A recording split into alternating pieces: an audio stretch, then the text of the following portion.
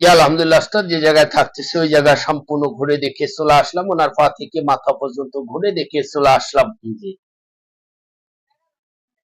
ওনার শারীরিক সিমটম থেকে এদিক ঝকঝকা অবস্থান আছে, আমাদের লাইনের কোন রকমের সমস্যা নেই আপাতত, ইনশাল্লাহ নেই উস্তাদ।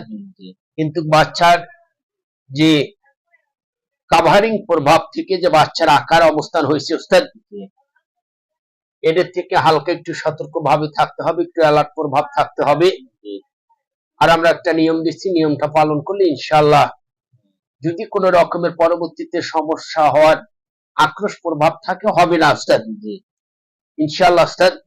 ওনারা বাজার থেকে একটা গোলাপ জল কিনে নিয়ে আসবো উস্তাদ। জি, গোলাপ জল বাসায় নিয়ে এসে সূরা ফাতিহা ১ থেকে ৭ বার, জি, সূরা নাস ১৩ বার, সূরা ফালাক ১ বার, জি, সূরা ইখলাস ৬ বার,